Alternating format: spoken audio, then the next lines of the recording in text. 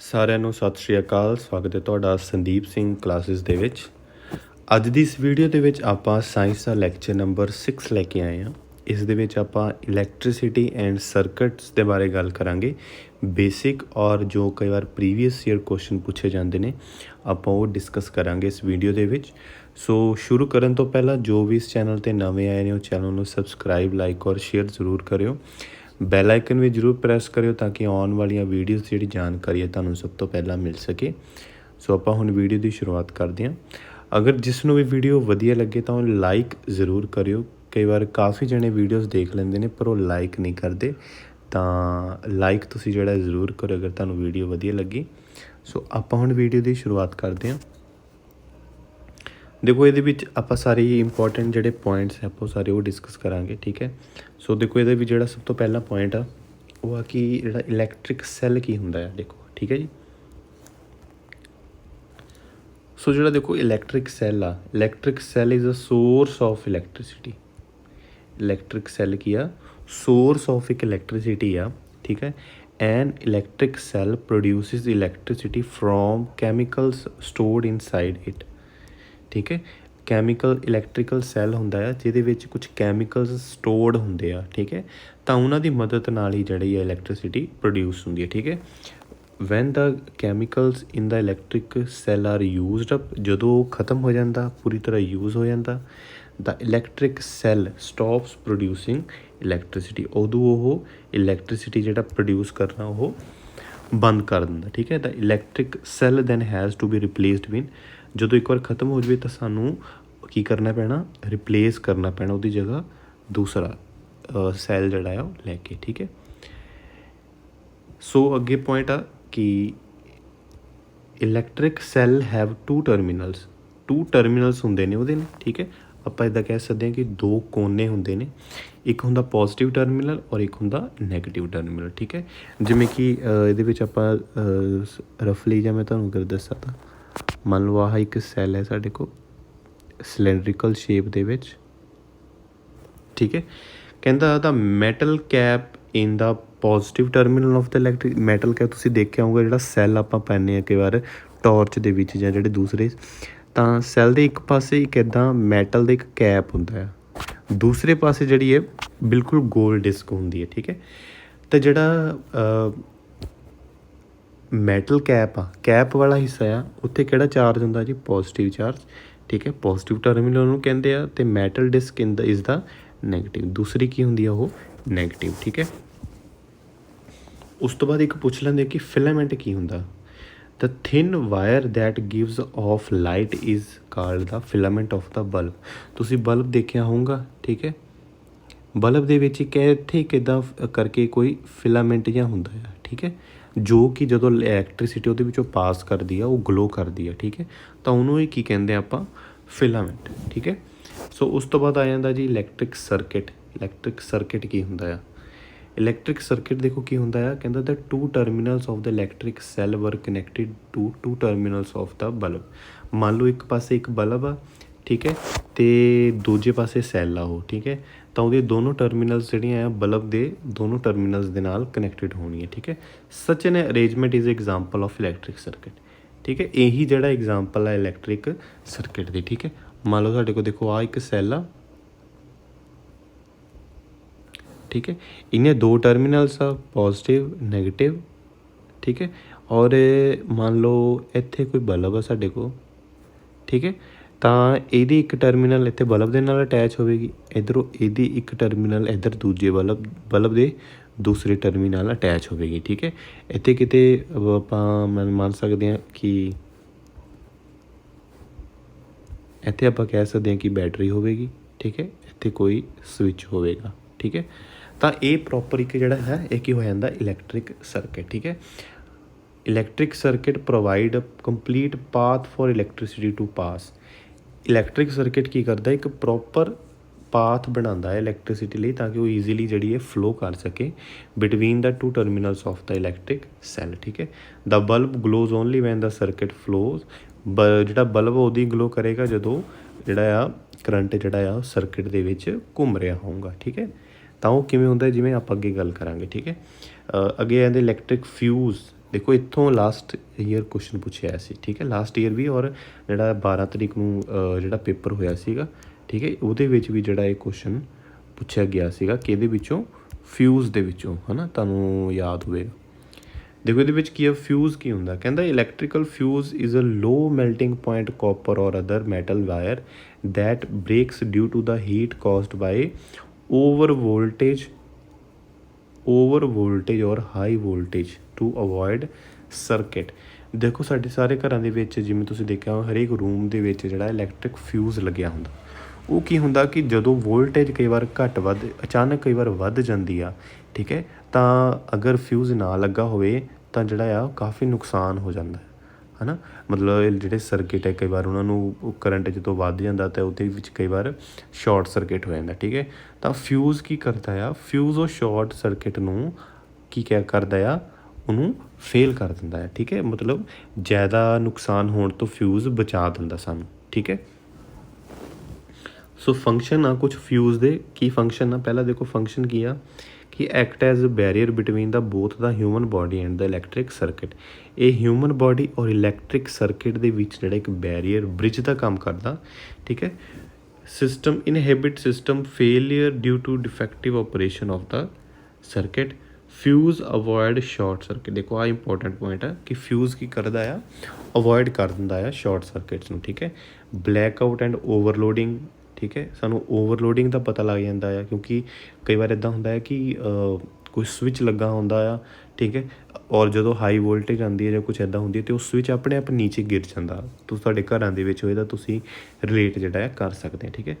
Prevent ਹਾਰਮ ਕਾਜ਼ਡ bye ਮਿਸਮੈਚਡ load, ਠੀਕ ਹੈ, ਇਹ ਪ੍ਰੀਵੈਂਟ ਕਰ ਲੈਂਦਾ ਆ ਜਦੋਂ ਕਈ ਵਾਰ ਮਿਸਮੈਚਡ ਲੋਡ ਹੋ ਜਾਵੇ, ਕਈ ਵਾਰ ਵੱਧ ਜਾਵੇ ਜਾਂ ਘੱਟ ਜਾਵੇ, ਠੀਕ ਹੈ। ਆਪਾਂ ਸਿੰਪਲੀ ਕਹਿ ਸਕਦੇ ਹਾਂ we can say that fuse is a safety device, ਠੀਕ ਹੈ, that protect electric circuit from excessive current. Electric current ਦੇ ਵਿੱਚ ਕਈ ਵਾਰ ਐਕਸੈਸਿਵ ਲੋਡ ਨਾਲੋਂ ਵੱਧ ਕਰੰਟ ਆ ਜਾਂਦਾ ਪਿੱਛੋਂ, ਅਤੇ ਫਿਊਜ਼ ਜਿਹੜਾ ਹੈ ਉਹ ਸਾਨੂੰ ਬਚਾਉਂਦਾ ਆ, ਠੀਕ ਹੈ। ਉਸ ਤੋਂ ਬਾਅਦ ਅੱਗੇ ਆ ਜਾਂਦੀ ਇਲੈਕਟ੍ਰਿਕ ਸਵਿਚ। ਕੀ ਹੁੰਦਾ electric switch is a simple device that is use to either break the circuit electric circuit or to complete it, ਠੀਕ ਹੈ। ਦੇਖੋ ਹੁਣ ਅਗਰ ਮੈਂ ਤੁਹਾਨੂੰ ਸਿੰਪਲ ਲੈਂਗੁਏਜ 'ਚ ਦੱਸਾਂ, ਦੇਖੋ ਆਹ ਸਾਡੇ ਕੋਲ ਇੱਕ ਸੈੱਲ ਆ, ਠੀਕ ਹੈ, ਔਰ ਆਹ ਸਾਡੇ ਕੋਲ ਇੱਕ ਕੀ ਆ, ਬਲਬ ਆ, ਠੀਕ ਹੈ। ਹੁਣ ਇੱਥੇ ਪੋਜ਼ੀਟਿਵ ਆ, ਇਹ ਬਲਬ ਨਾਲ ਇੱਥੇ ਅਟੈਚ ਆ, ਠੀਕ ਹੈ, ਔਰ ਇੱਥੇ ਮੰਨ ਲਓ ਇੱਥੇ ਕਿੱਦਾਂ ਸਾਡੇ ਕੋਲ ਦੂਜੇ ਜਿਹੜਾ ਟਰਮੀਨਲ ਅਟੈਚ ਆ, ਠੀਕ ਹੈ। ਇੱਥੇ ਸਾਡੇ ਕੋਲ ਬੈਟਰੀ ਆ ਔਰ ਇੱਥੇ ਜਿਹੜਾ ਆ ਇੱਕ ਸਵਿਚ ਲੱਗਾ ਹੁੰਦਾ ਆ ਜਿਹਨੂੰ ਆਪਾਂ ਕੀ ਕਹਿੰਦੇ ਹਾਂ, ਇਲੈਕਟ੍ਰਿਕ ਸਵਿਚ। ਦੇਖੋ ਇਹ ਹੁਣ ਓਪਨ ਆ, ਠੀਕ ਹੈ, ਓਪਨ ਆ, ਇਹਦਾ ਮਤਲਬ ਇਹਦੇ ਵਿੱਚ ਜਦੋਂ ਇਲੈਕਟ੍ਰਿਕਸਿਟੀ ਪਾਸ ਹੋਊਗੀ ਤਾਂ ਇਹ ਪ੍ਰੋਪਰ ਨਹੀਂ ਜਾਵੇ ਕਿਉਂਕਿ ਇੱਥੋਂ ਇਹ ਖੁੱਲ੍ਹਾ ਆ, ਠੀਕ ਹੈ। ਇਹਦਾ ਮਤਲਬ ਇਹ ਕੀ ਆ, ਹਜੇ ਔਫ ਆ, ਅਤੇ ਜਦੋਂ ਅਸੀਂ ਇਹਨੂੰ ਔਨ ਕਰਾਂਗੇ ਤਾਂ ਇਹ ਕੁਛ ਕਿੱਦਾਂ ਦਾ ਹੋ ਜਾਣਾ, ਇਹਨੇ ਕੰਪਲੀਟ ਇਹਦੇ ਨਾਲ ਜੁੜ ਜਾਣਾ, ਇਹਨੇ ਇਹਦੇ ਨਾਲ ਇਹਦਾ ਜੁੜ ਜਾਣਾ, ਸਰਕਿਟ ਕੰਪਲੀਟ ਹੋ ਜਾਣਾ, ਕਲੋਜ਼ਡ ਸਰਕਿਟ ਹੋ ਜਾਣਾ। ਤਾਂ ਫਿਰ ਜਿਹੜੀ ਇਲੈਕਟ੍ਰੀਸਿਟੀ ਆ ਉਹ ਈਜ਼ੀਲੀ ਜਿਹੜੀ ਇਹ ਤੋਂ ਪਾਸ ਕਰੇਗੀ ਔਰ ਬਲਬ ਜਿਹੜਾ ਆ ਗਲੋ ਹੋ ਜਾਏਗਾ, ਠੀਕ ਹੈ।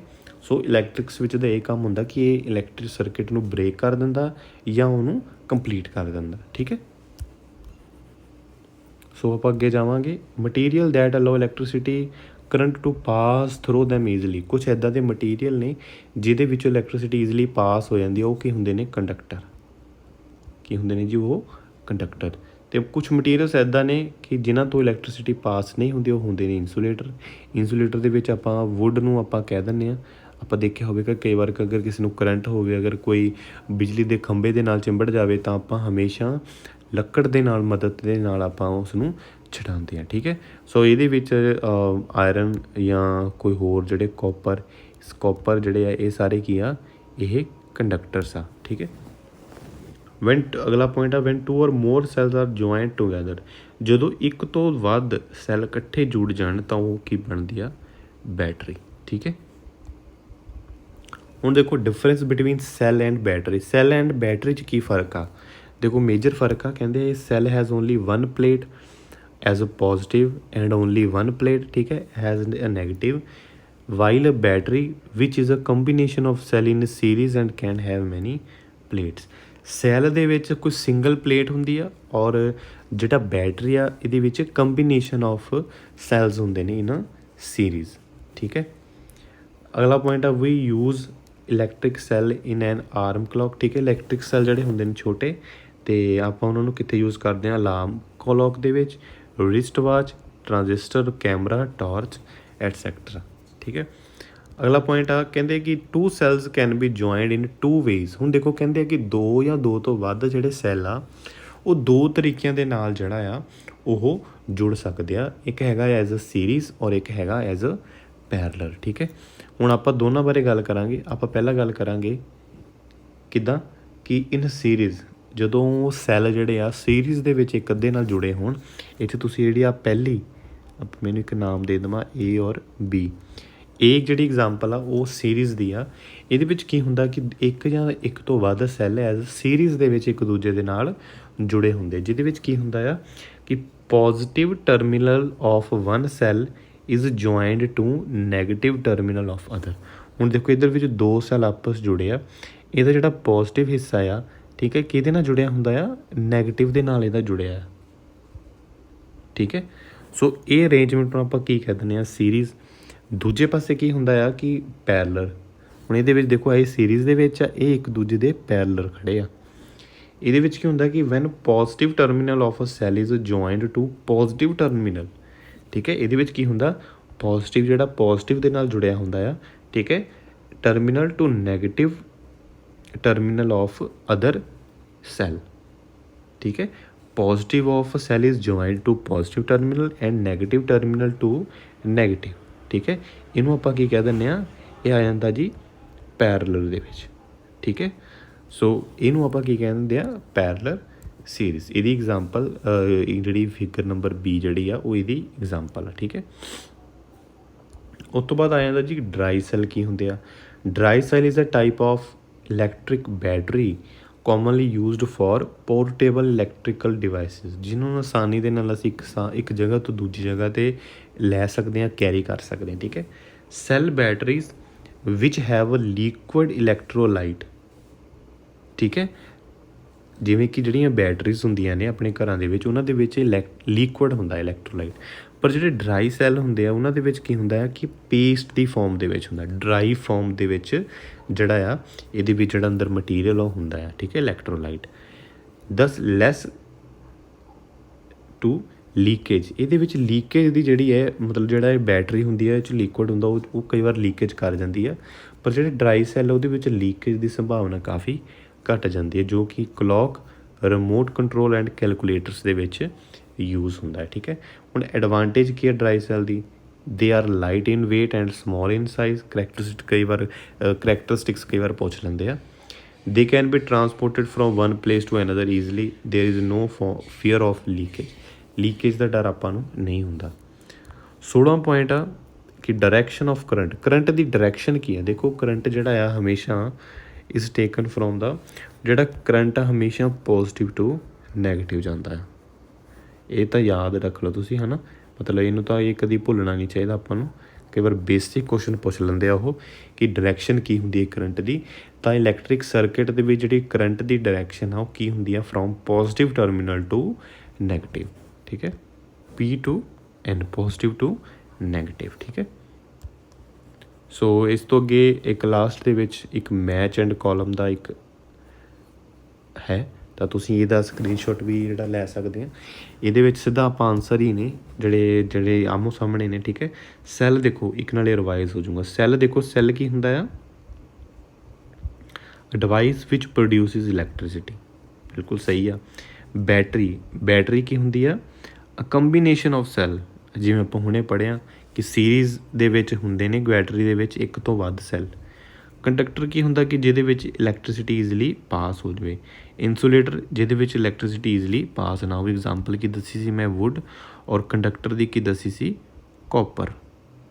ਠੀਕ ਹੈ, ਉਸ ਤੋਂ ਅੱਗੇ ਆਉਂਦਾ ਸਵਿਚ ਕੀ ਹੁੰਦਾ ਆ। ਸਵਿਚ ਦਾ ਕੰਮ ਕੀ ਹੁੰਦਾ ਕਿ ਸਰਕਿਟ ਨੂੰ ਜਾਂ ਤਾਂ ਬ੍ਰੇਕ ਕਰ ਦੇਵੇ ਜਾਂ ਤਾਂ ਉਹਨੂੰ ਕੰਪਲੀਟ ਕਰ ਦੇਵੇ। ਠੀਕ ਹੈ, ਇਹ ਵੀ ਬਿਲਕੁਲ ਸਹੀ ਹੈ। ਬਲਬ ਕੀ ਹੁੰਦਾ ਕਿ ਬਲਬ ਦੇ ਵਿੱਚ electricity convert electricity into light. Electricity ਜਿਹੜੀ ਹੈ ਲਾਈਟ ਦੇ ਵਿੱਚ ਬਦਲ ਜਾਂਦੀ ਹੈ, ਕਿਹਦੇ ਥਰੂ, ਫਿਲਾਮੈਂਟ, ਕਿਉਂਕਿ ਬਲਬ ਦੇ ਵਿੱਚ ਕੀ ਹੁੰਦਾ ਆ, ਫਿਲਾਮੈਂਟ। ਠੀਕ ਹੈ, ਫਿਲਾਮੈਂਟ ਅੱਗੇ ਹੀ ਆ ਗਿਆ। Glows when electricity passes in it. Circuit ਕੀ ਹੁੰਦਾ? It is a path of electricity, ਜਿਹਦੇ ਥਰੂ ਜਿਹੜੀ ਇਲੈਕਟ੍ਰੀਸਿਟੀ ਆ ਪਾਸ ਹੁੰਦੀ ਆ। ਠੀਕ ਹੈ ਜੀ।